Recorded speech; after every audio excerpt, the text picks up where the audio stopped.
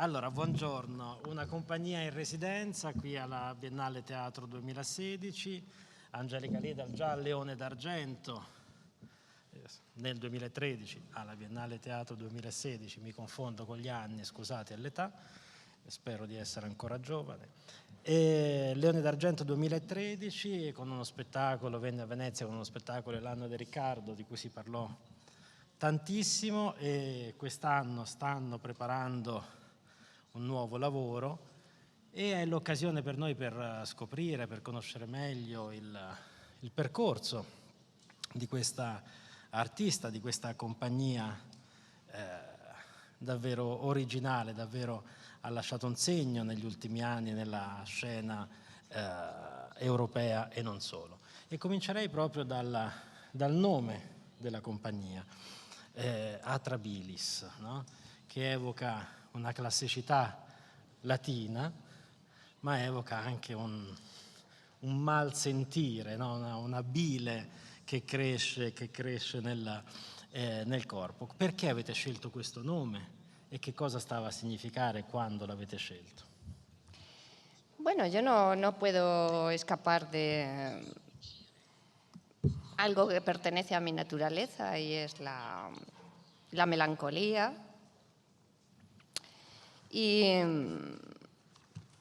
bueno, pensaba que en el fondo mi vida, mis trabajos no tienen demasiada distancia o no tienen ninguna distancia con respecto a mi experiencia personal, es decir, no trabajo con esa distancia. Entonces me parecía pues que era un nombre que reflejaba muy bien el sentido que iba a atravesar pues todo mi trabajo y elegimos la bilis negra, que es pues que tiene que ver con la melancolía precisamente, ¿no? Ha definito il suo teatro non di avanguardia, non di ricerca, non di innovazione, ma anzi un teatro antichissimo, un teatro di tradizione, un teatro che torna alle origini dell'umanità. Lo può spiegare meglio anche al nostro pubblico perché? Sí, no me interesa lo moderno, no me interesa en absoluto. Me interesa lo antiguo, seguramente por nostalgia de la belleza. Tengo una nostalgia enfermiza de la belleza. Y entonces, pues, lo que intento devolver al teatro es la espiritualidad, lo sagrado. Y para devolver al escenario, al teatro, ese aspecto sagrado, pues desde luego hay que retornar a la antigüedad, ¿no? Por otra parte, el teatro siempre va a ser algo muy antiguo, ¿no? Nunca puede ser algo moderno. Y sí, mis obras son obras antiguas, retablos, y cada vez más. Hay un director de cine ruso que cayó sobre mí como un rayo, que fue Paradjanov, y cuando yo descubro a Paradjanov, pues encuentro como un camino, una vía, que seguir, ¿no? Él decía que para él los únicos temas importantes eran Dios, el amor y la muerte, que son, pues efectivamente, los acontecimientos que están ligados a los movimientos esenciales de nuestra vida, que son el nacimiento, el sexo asociado a la reproducción y la muerte, ¿no?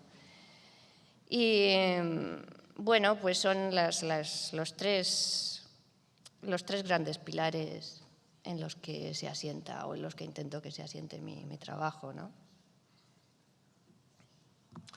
Tre pilastri che sono collegati in modo molto forte alla violenza, una violenza che si esprime nel vostro teatro direttamente, aspramente. Che cosa significa per lei essere violenti in scena? Può il teatro essere violento? La violencia tiene que ver con la vida espiritual. No hay espíritu sin violencia, no hay espíritu sin conflicto.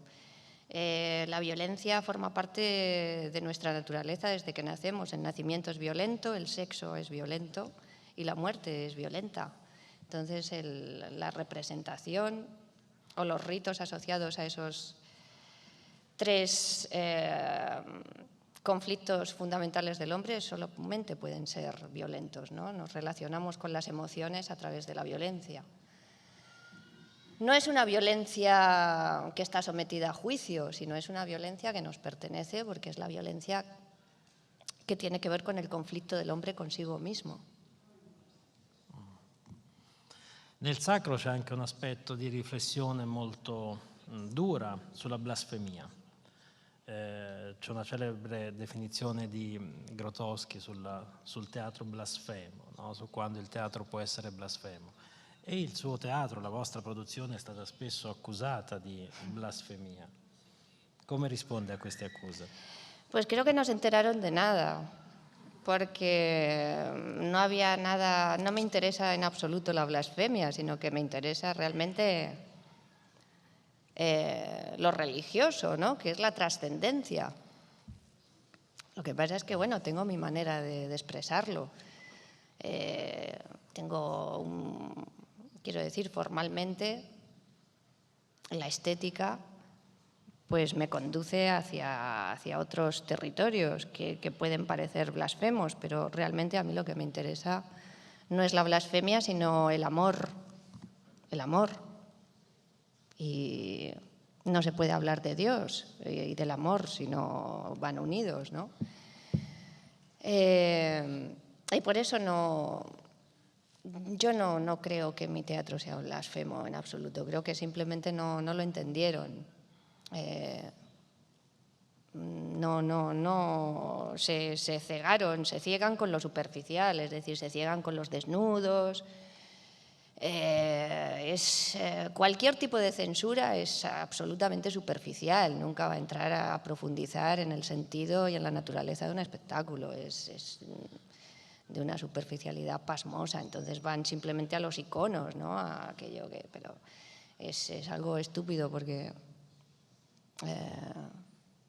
en el fondo yo creo que la carta de San Pablo a los Corintios está hecha es una obra cristiana en su sentido más profundo, al margen de instituciones y cuando hablo de cristiandad o de religión no hablo de la institución, no hablo del Vaticano, no. Hablo de aquello que nos permite trascender la materia, ¿no?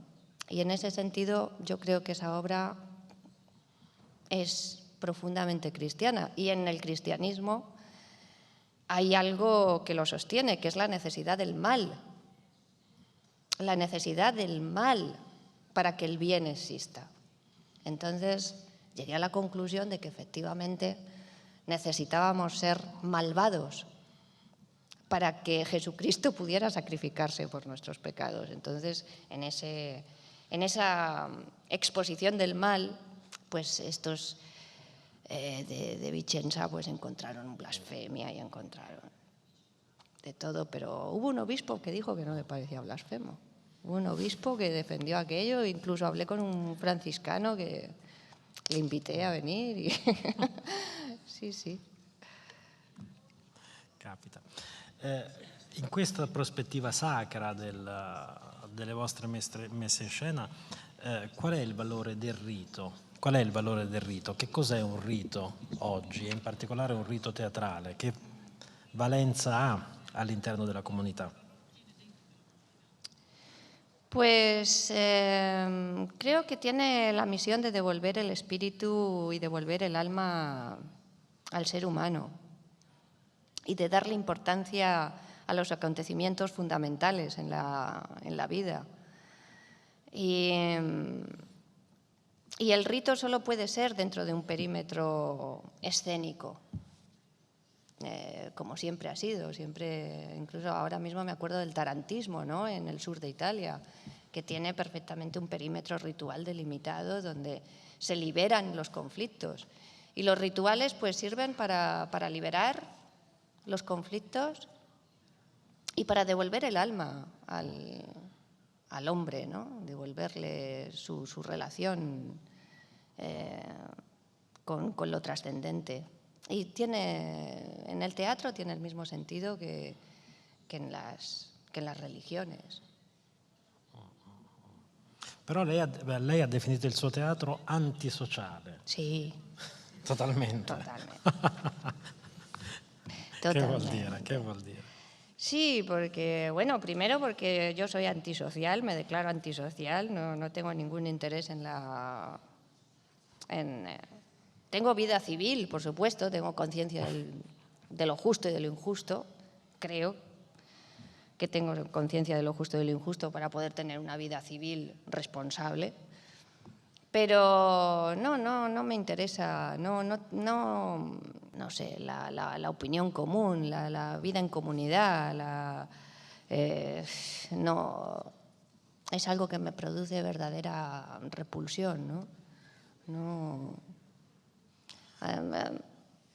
supongo que también es mi carácter, ¿no? Que rechaza todo eso, pero la sociedad en el fondo pues encarna lo peor. En la sociedad es como que supura lo peor del ser humano. Yo tengo una facilidad para ver lo peor. Es mi facilidad, mi gran facilidad es ver lo peor de cada cosa, ¿no? Y en esa facilidad pues entra la sociedad, y la sociedad es como que rezuma lo peor del ser humano, ¿no? Yo creo que solamente el individuo puede dar luz, la comunidad no puede dar ninguna luz. Anche qui alla Biennale Teatro abbiamo visto tanti spettacoli, tanti percorsi artistici che chiedono un coinvolgimento molto forte dello spettatore, no? Un tipo di teatro, diciamo, socializzante. Rispetto a questi filoni, come si pone il suo giudizio di artista? No tengo ningún interés en tratar los asuntos desde una perspectiva política. Sí que hice teatro político, declaradamente político, durante algún tiempo, pero acabé por una parte muy decepcionada de la respuesta y por otra parte me condujo a separar esas dos vidas, la vida civil de la vida poética, de tal manera que la ley del Estado no puede ser la ley de la belleza y no se pueden mezclar. Y la corrección y la expresión son cosas distintas. Y en esa separación es cuando yo me separo del teatro político, no me interesa en absoluto, y empiezo a ver el teatro desde el punto de vista de la ley de la belleza, ¿no? Que no tiene nada que ver con la corrección, ni con lo social, ni con lo político, sino que nos devuelve todo aquello irracional que nos corresponde, todo aquello primitivo que nos corresponde, hasta el punto de amar al asesino, ¿no? Sin la poesía no podríamos amar al asesino, y a veces hace falta amar al asesino.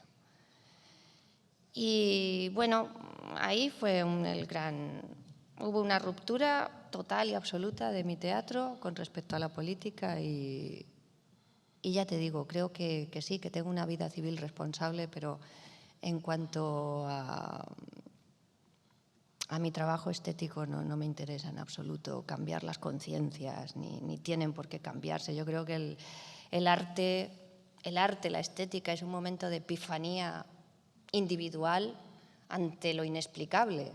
Eso nos genera una angustia,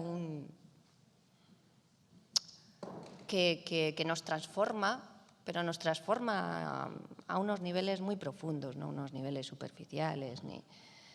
Y ahí es donde estoy ahora, ¿no? Torneremo su questi argomenti. Gumersindo Puccia, come avete iniziato a fare teatro? Perché avete iniziato a fare teatro? Yo personalmente, sí. Yo creo que llegamos al teatro desde el error. Se traza un camino, o cuando eres muy joven, perteneces a una maquinaria social que pretende, construir esa perfección de la sociedad, y cuando esa maquinaria falla, eres expulsado como fue a lo mejor en mi caso, y creo que el encuentro de nuestra compañía nace ahí, cuando eres expulsado de esa maquinaria, de ese funcionamiento de la sociedad que se conforma con familias, casas, trabajos. Eres expulsado de esa maquinaria, de ese funcionamiento supuestamente correcto, y en el error uno o nuestra compañía comienza a funcionar hace ya 24 años, ¿no? Y entonces nuestra compañía es la conseguenza del error. È molto affascinante. E come avete mosso i primi passi? Qui ci sono tanti giovani artisti, attori, attrici. Quali sono stati i vostri primi passi produttivi di creazione artistica? Creo que hay una palabra terrible, y es la palabra que es como que domina y está presente en nuestro oficio, y es la palabra resistencia. Yo creo que es el concepto que alimenta resistencia a todos los niveles, la resistencia en el trabajo, en el día a día, en el arte, en tu concepto, en tu lucha. Y la resistencia, yo no sé cómo uno es capaz de soportar ante las derrotas, porque las derrotas son muchas y consecutivas, y una y otra vez eres derrotado y eres expulsado y eres destruido, y te recuperas, resucitas otra vez, y resistes. No lo sé, no sé por qué, pero resistes y continúas. Y es como un suicida sin suicidio. Es como un estar a punto de morir continuamente y la muerte nunca llega, pero tampoco sabes por qué. Y eso proviene de la palabra y el concepto resistencia, que no responde a ninguna explicación. Resistes. Estás muerto, te han enterrado, ya estás sintiendo cómo los gusanos están comiendo tu cuerpo, y vuelves a ver la luz y no sabes por qué. Resistes. Sentite già quante parole vengono fuori: rito, epifania, l'inesplicabile, l'errore, la resistenza, il suicidio, anche i vermi.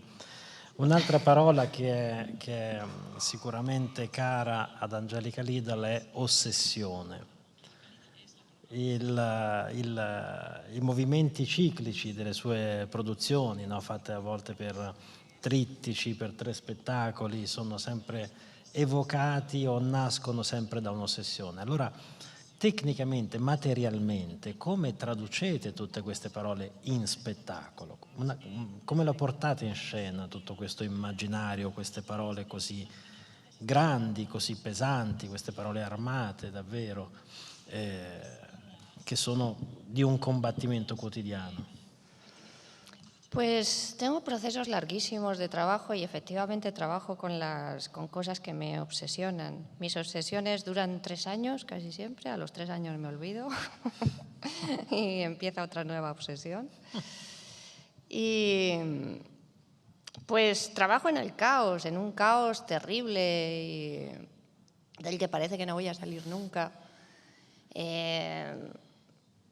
Y bueno, pues son procesos largos donde voy haciendo cuadernos y cuadernos, voy asociando imágenes, conmociones, gente que se cruza. Muchas veces acabo trabajando con gente que se cruza en mi camino, que me encuentro, que ni siquiera son actores profesionales. Y empiezo dentro de esa obsesión, pues se crea como pues una especie de campo de partículas o de radiación, y todo empieza a formar parte de eso. De tal manera que, por ejemplo, en el último espectáculo le chocaba mucho a la gente que estuvieran unidas la historia de un caníbal y los atentados del 13 de noviembre en París. Pero bueno, yo me pongo en un estado de de recepción total, de sensibilidad absoluta. Entonces, todo lo que ocurre en mi vida durante ese periodo, mientras se sostiene esa obsesión, va alimentando la propia obsesión, va alimentando el propio trabajo, la composición, y me convierto pues en un ser vulnerable. Yo cuando estoy trabajando soy la persona más vulnerable y más débil del mundo. Y todo dejo que afecte a lo mismo, ¿no?, que es al trabajo. Y todo es susceptible de modificar el trabajo y de componer ese trabajo. Y sí, al final, pues cuando entro ya finalmente en la sala de ensayos, pues lo organizo y organizo todo ese caos. Y luego sí que soy muy rigurosa trabajando. Soy muy rigurosa corrigiendo el texto, escribiendo.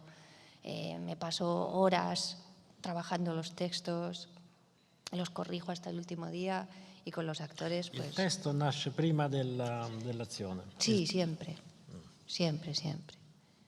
Y luego soy muy disciplinada. Todo el caos todo el caos que entro, pues luego para trabajar soy muy disciplinada, muy ordenada, muy disciplinada y eso es lo que me sirve a organizar, lo que me ayuda a organizar luego pues todo ese caos. Ed è molto interessante questa prospettiva testuale di scrittura, no? Che viene appunto a monte, viene prima del lavoro sul corpo. Il corpo è l'altro grande protagonista del vostro teatro, no? Un corpo che si fa al luogo della violenza, portatore di esplosiva violenza, di questo magma verbale, ma anche di una tensione fisica che è straordinaria, no? Sempre al limite. Allora ecco, qual è il lavoro che fa su se stessa, sul corpo, come corpo politico e come corpo attorale? Pues como cuerpo yo me uso y abuso de mí misma, porque no podría ser de otra manera. Y para mí soy materia con la que trabajar. No le doy más importancia que algo con lo que yo puedo trabajar. Pero muchas veces el límite corporal o ciertos límites corporales, ahora ya soy muy mayor, entonces ya no puedo llegar a esas burradas que he hecho, ya tengo que llevar los límites a otro lugar, ¿no? Pero generalmente los límites del cuerpo vienen dados por límites mentales. Quiero decir, por romper unas barreras mentales, ¿no? Es lo que sostiene la fuerza física o lo que sostiene la violencia física o incluso la violencia en las imágenes es una tensión mental brutal, ¿no? Y eso es lo que realmente sostiene la fuerza en el escenario. Creo que hay más fuerza mental que fisica, ¿no? Sì, anche se il lavoro fisico che fate è straordinario. Gumersindo, come si lavora con Angelica Lidl? Il suo apporto alle prove, qual è? Pues mira, me viene a la mente una definición de uno de los actores japoneses que estuvo con nosotros en el último proyecto y le hicieron la misma pregunta. Entonces fue muy bonito porque se llama Masanori y dijo: Angélica nos explicaba que teníamos que repetir para llegar a la perfección. Entonces, por la mañana, nosotros ensayábamos por la tarde, pero ellos iban por la mañana a la sala de ensayo y, así dijo y explicó, y entonces repetíamos. Y después por la tarde, con el ensayo con Angélica, repetíamos. Y al día siguiente repetíamos. Entonces me viene a la mente, ¿no? esa idea, ¿no? Es un trabajo de gran precisión, de gran, como ella ha explicado, ¿no? Una vez se comienza a organizar ese caos, y ese caos se organiza, es de una búsqueda brutal de la precisión en casi hasta en la respiración de los actores. Pero bueno, hay actores aquí también de uno de los últimos proyectos que sería bonito también escucharles a ellos, ¿no? Porque también nos pueden aportar su visión personal. Sì, sì. Sì, li chiamiamo in causa volentieri. You Are My Destiny, lo stupro di Lucrezia, è nato qui alla Biennale, no? Con un laboratorio e poi è diventato uno spettacolo che ha girato tantissimo. Alcuni degli interpreti sono stati scoperti all'interno di questo laboratorio. Che ci raccontate di questa esperienza? Sono Emilio Marchese e ho avuto la fortuna di conoscere Angelica Liddell e Sindo qui a Venezia con lo stupro di Lucrezia, You Are My Destiny. Che devo dire, Angelica? Io auguro a tutti i colleghi, gli attori, di incontrare un'Angelica Liddell nel percorso di vita, perché Angelica quanta dolcezza, quanta delicatezza nel suo lavoro e dall'altra parte quanta violenza, quanta forza e quanto impeto nella sua poesia.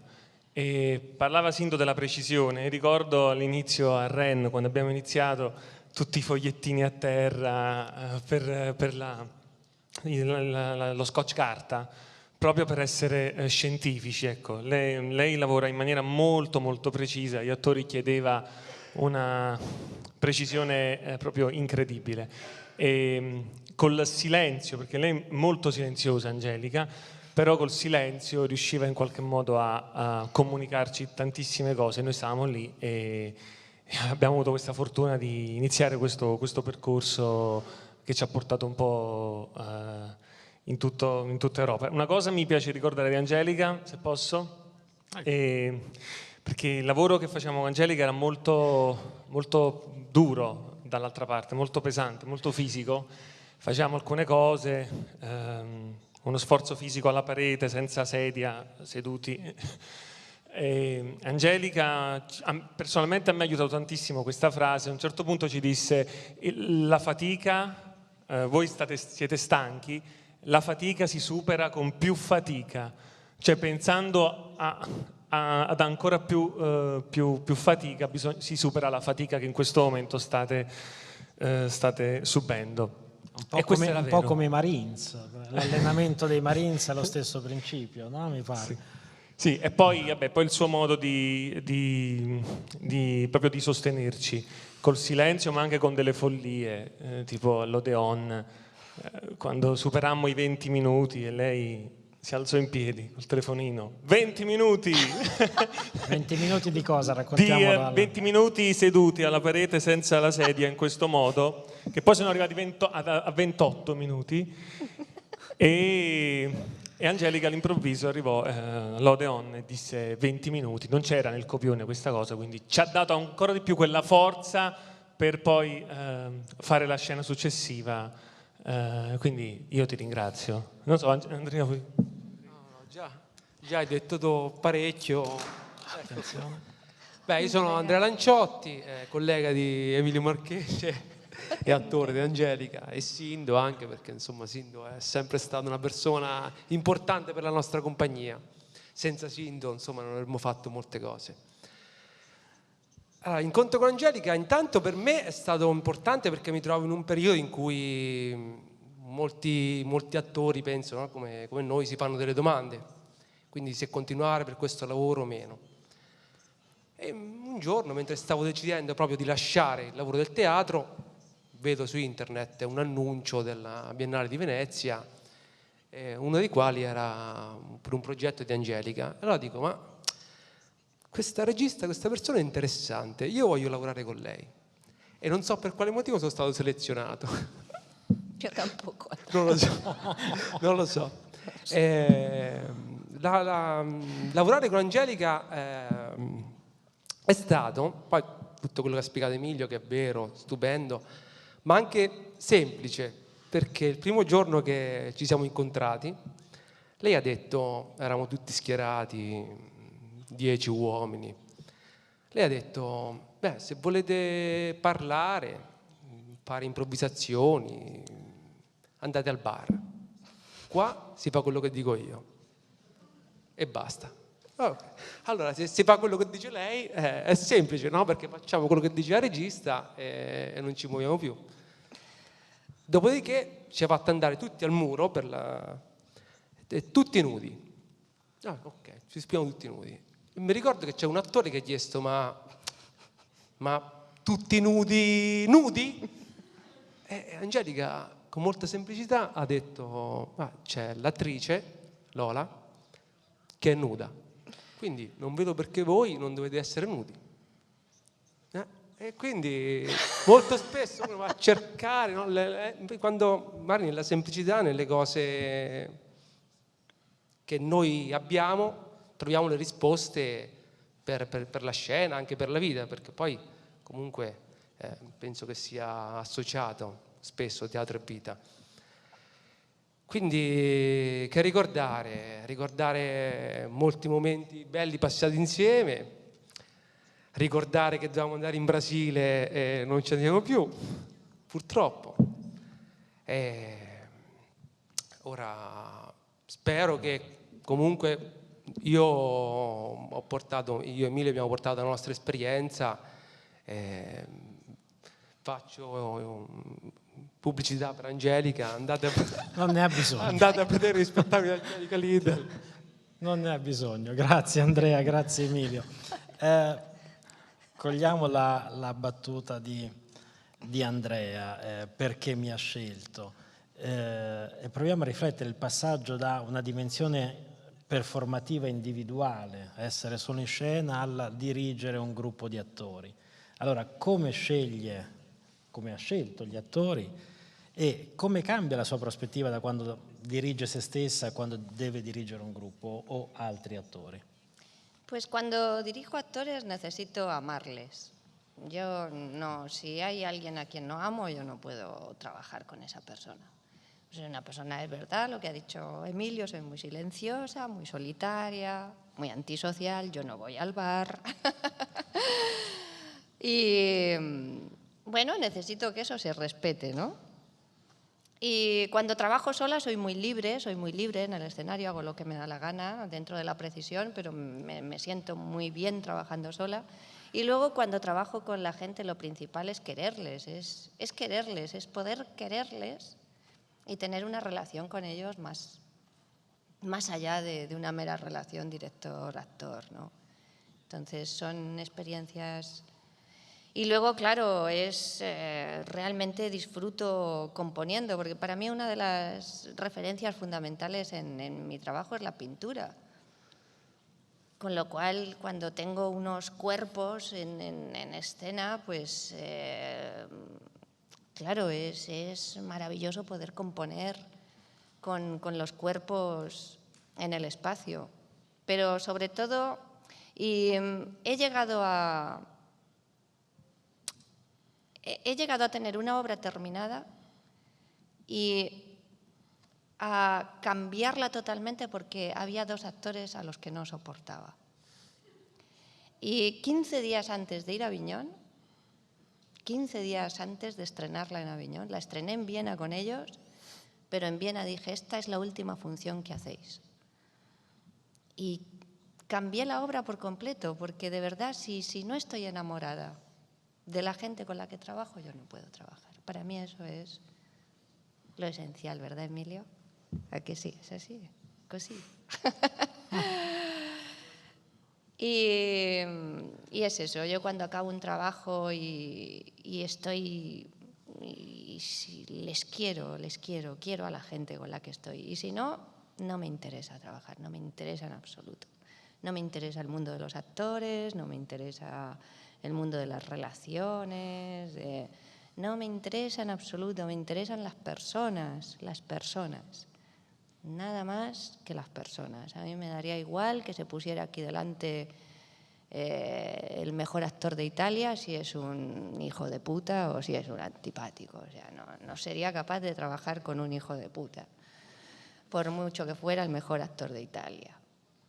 Entonces, me interesan las personas. He tenido muchísima suerte. Tan solo me han fallado 2. Me han fallado 2 que acabaron, que les dije, fuera de aquí, no os quiero ni ver. Y con el resto de gente con la que he trabajado he tenido una suerte inmensa, inmensa. Ha sido maravilloso. Yo creo que estos chicos de You Are My Destiny a mí me devolvieron las ganas de vivir. Me pillaron en un momento que yo estaba hundida y ellos, fue maravilloso trabajar. Y sí, y con gente no profesional es maravilloso trabajar también. Tienen una pureza extraña a la hora de enfrentarse al trabajo que lo busco, que a veces es muy, muy bonito. Interessante quest'ultimo aspetto, sarebbe da approfondire. Voi siete in residenza qui a Venezia e state lavorando a un nuovo progetto, un nuovo percorso, un nuovo spettacolo. Di che si tratta? Che cosa ci può raccontare di questa residenza? Bueno, son unos apuntes porque, claro, en una semana pues tampoco se puede hacer una obra completa, pero sí que son unos apuntes para un Decamerón, para el Decamerón de Boccaccio. Y bueno, pues sí, me atraía la idea de que cuando la proximidad de la muerte nos devuelve una sensación insólita de libertad, nos devuelve una libertad extraña, una sensación de libertad, ¿no? Esa proximidad de la muerte, de la amenaza, de la enfermedad, que eso está en el Decamerón. Pero por otra parte, a mí me gusta entrar siempre en conflicto con las obras con las que trabajo. Y el conflicto con el Decamerón es que, sí, efectivamente, soy libre, la proximidad de la muerte me devuelve una sensación extraña de libertad, pero ¿qué hago con mi libertad si nadie la necesita? ¿No? ¿Qué pasa cuando uno es libre y nadie necesita tu libertad?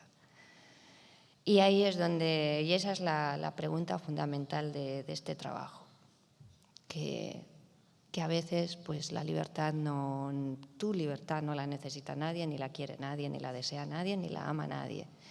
Y entonces pues buscas de nuevo el encierro o el aislamiento. Y bueno, pues todo eso está en relación con la peste en Boccaccio, ¿no? Con esos jóvenes que cuentan estos cuentos. Y bueno, son unos apuntes, unos apuntes sobre este Decamerón y sobre la idea de libertà. Domande da parte vostra? La resistenza per voi ha un valore solamente individuale, la resistenza nel teatro contemporaneo. Non affrontate materia direttamente politica.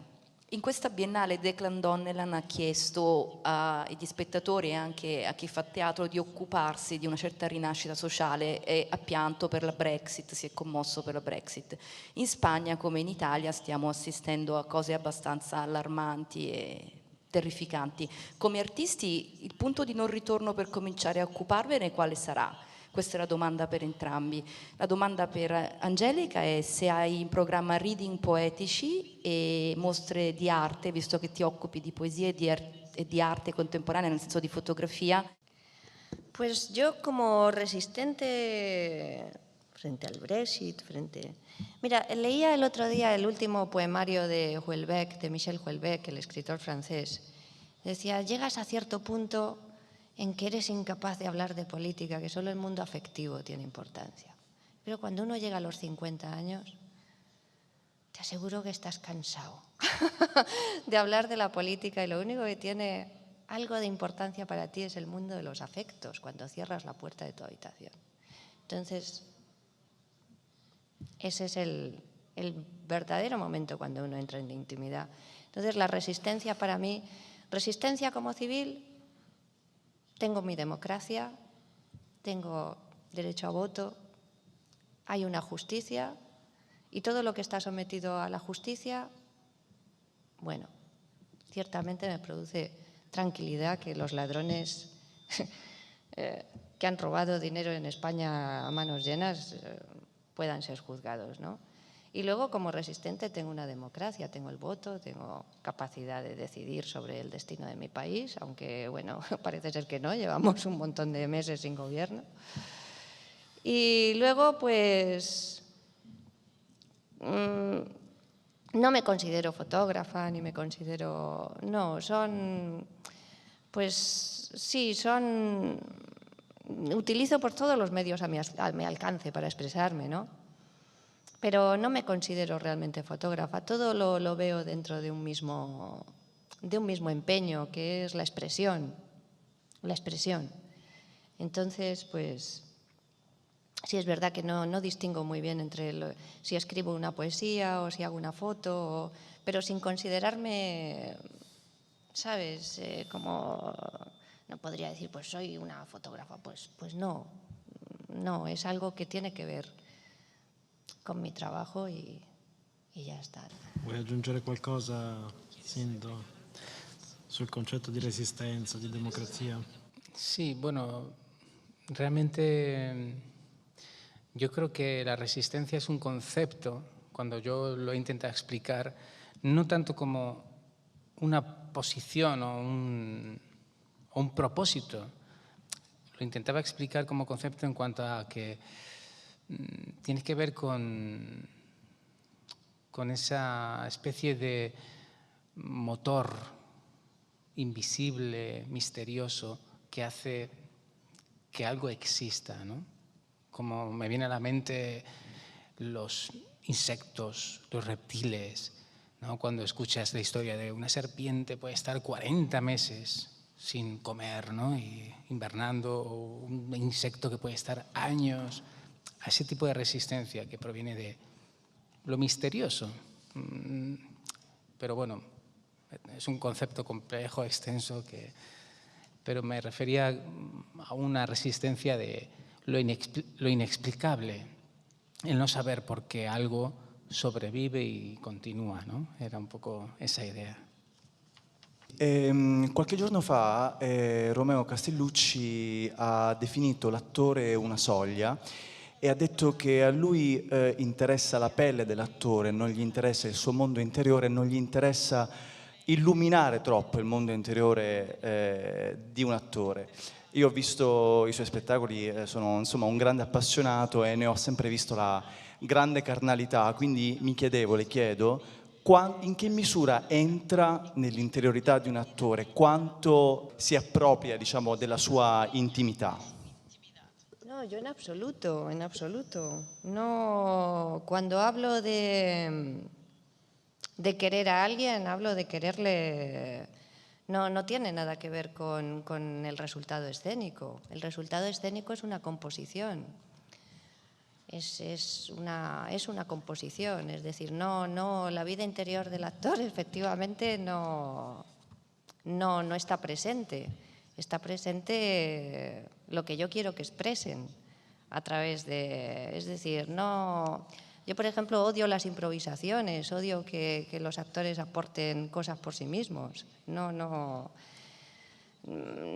simplemente es lo que decía Andrea, no, vosotros entráis aquí, si queréis hablar os vais al bar, pero cuando estéis aquí hacéis lo que yo os digo.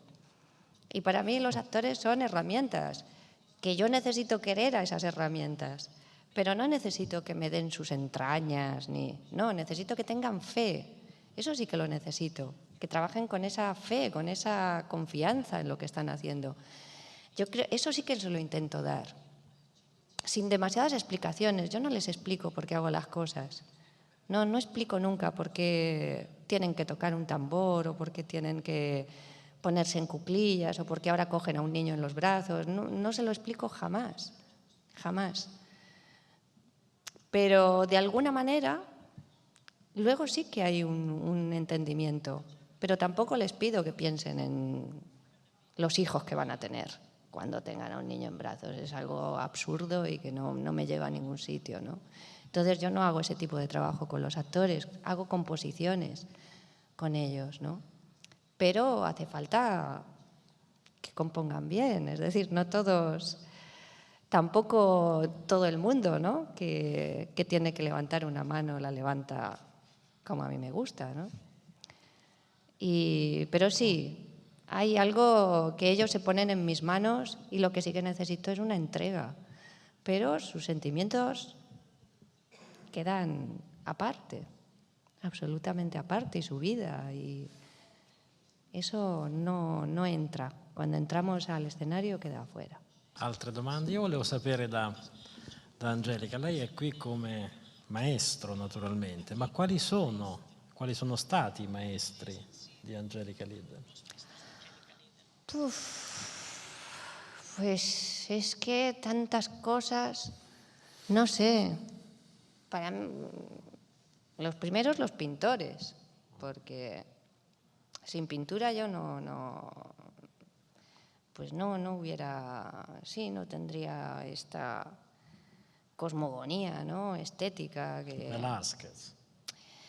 Pues sí, hay algo de Velázquez, de Goya, de Rivera, de la España negra, que creo que sí, que me pertenece y que lo llevo.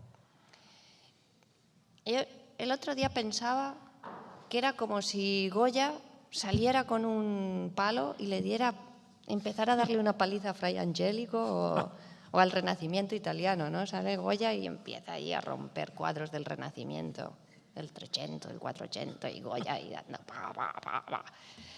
Y un poco es eso. Pero luego también el cine me ha influido muchísimo, mucho más que el teatro. Yo no tengo apenas referencias de teatro.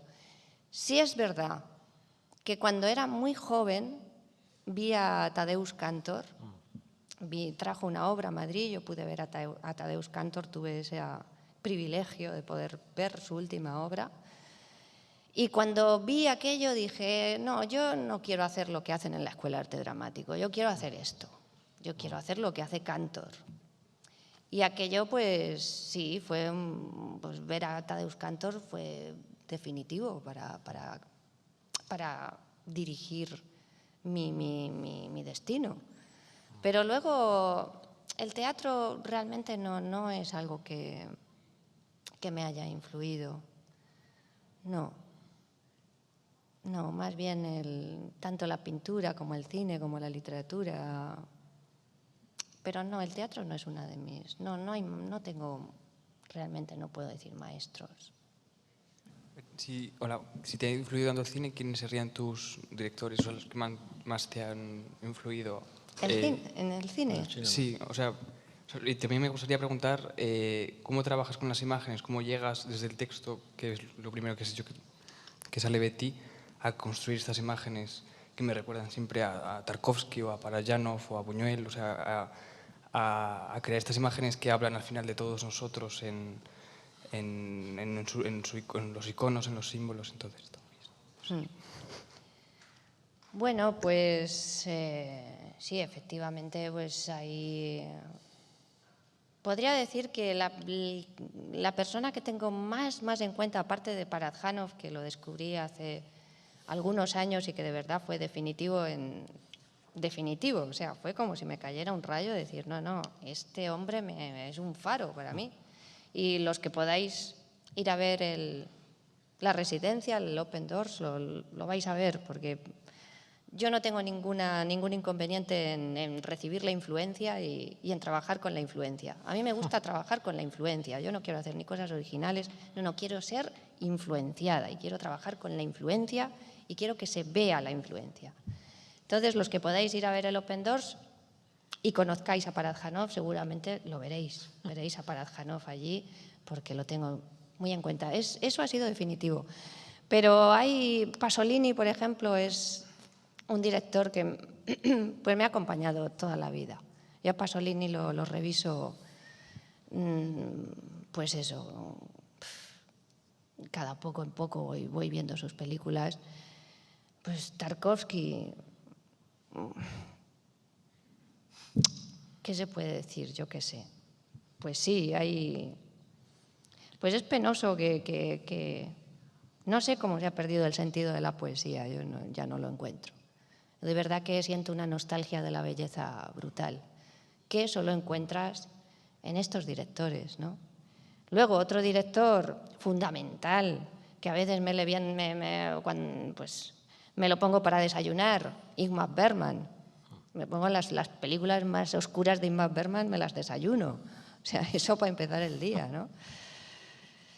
Y sí, y es algo que yo ya no encuentro en ningún lado, que es que de verdad que tienes que volver una y otra vez a ellos, tienes que volver a Pasolini, tienes que volver a Bergman, tienes que volver a Tarkovsky, una y otra vez. Y bueno, ahí están, pero también Sergio Leone, ¿eh? También Sergio Leone, también el western, John Ford, las películas americanas del western americano es... Eso es Shakespeare.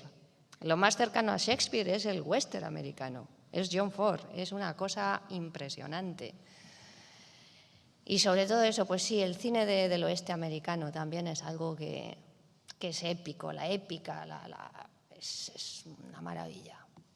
Y son cosas pues que sí, que han seguido estando presentes ahí. Chiedeva anche delle immagini, di come creare le immagini. ¿No?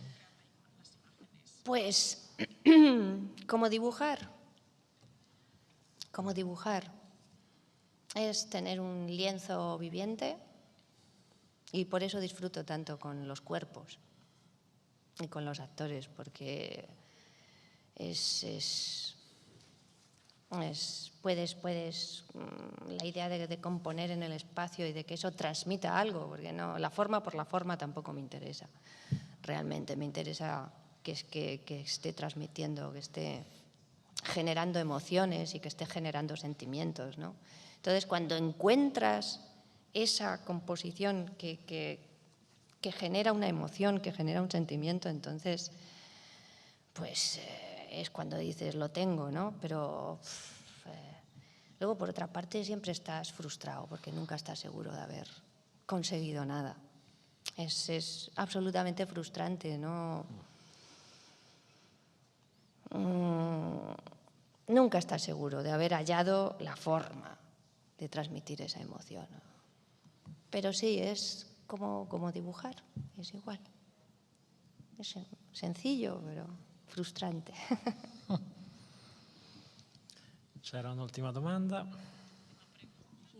È interessante come lei leghi il concetto di emozione, le sensazioni, insomma, all'immagine piuttosto che alla musica, che classicamente è un po', diciamo, il tramite degli affetti. Che rapporto ha appunto il suono nel suo teatro e anche rispetto alla composizione dell'immagine, quindi rapporto suono-immagine?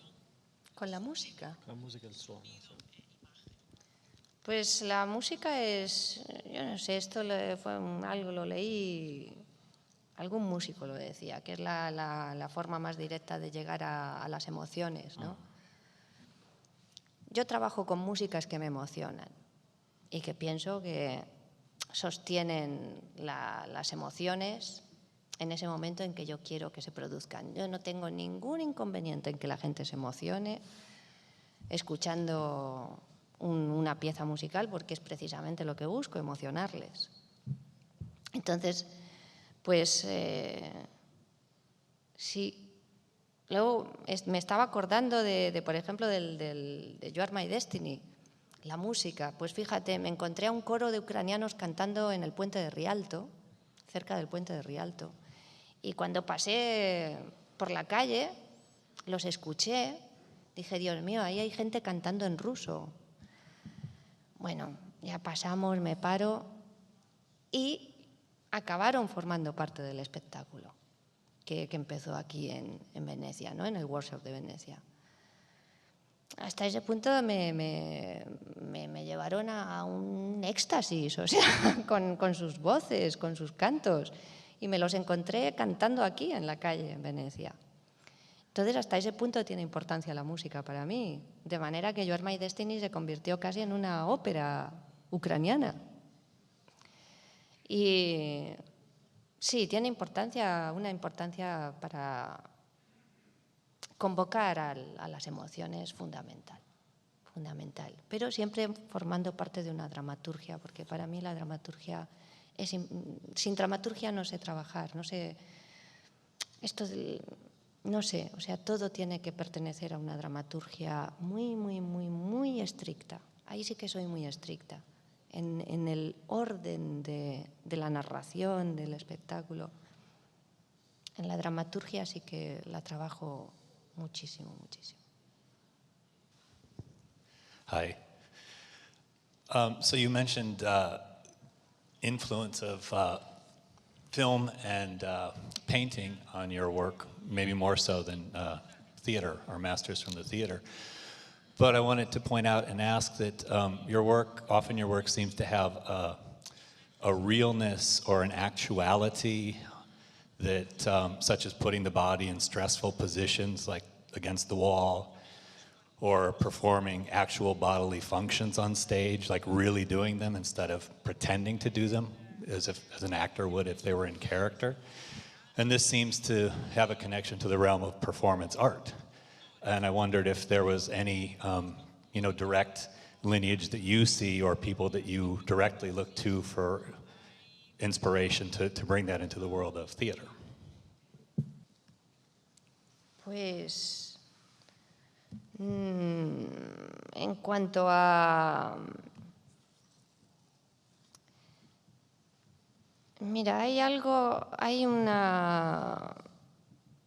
Derrida, el filósofo francés, tiene un ensayo muy interesante sobre el sacrificio dramático. Y yo creo que, bueno, al leer ese ensayo hubo algo que siempre tengo presente, que tal vez sí que me ha quedado ahí a la hora de darle un sentido a ese trabajo sobre el escenario, que él dijo que el sacrificio dramático era cuando penetraba la vida, cuando se dejaba penetrar la vida en el corazón mismo del teatro. Entonces, en esa intersección entre lo ficticio y lo verdadero es donde se produce el trabajo, la propuesta. Es decir, en ese matrimonio entre la composición y la irrupción de la vida que no se puede fingir, Y creo que este ensayo de Derrida sobre el sacrificio en el teatro, en el drama, creo que sí que me dejó una huella profunda a la hora de entender el trabajo de los cuerpos en el escenario. Dejar penetrar la vida dentro del teatro. De manera que cuando, por ejemplo, ellos están bajo un sufrimiento físico, hay algo compuesto de composición pictórica, que son 12 cuerpos en un muro dorado, y eso es composición, eso es lo ficticio, esa es la composición, eso es el teatro. Pero, sin embargo, el dolor que les causa el sufrimiento físico es real. Y en ese matrimonio entre lo ficticio y lo real es donde me gusta trabajar. Es donde me gusta trabajar, sí. Y creo que en ese sentido este ensayo me iluminó bastante, vamos, me hizo pensar bastante sobre esto. No tanto una referencia formal, creo que es más una referencia de pensamiento que una referencia formal de algo que yo haya visto. Es más, algo más che tiene más che ver con la reflexione. Sì. Bene, su Derrida ci salutiamo, preparatevi alla peste del Decamerone. Ah, sì. Grazie Angelica Lidl, grazie Sindo Puce, grazie a voi, a domani.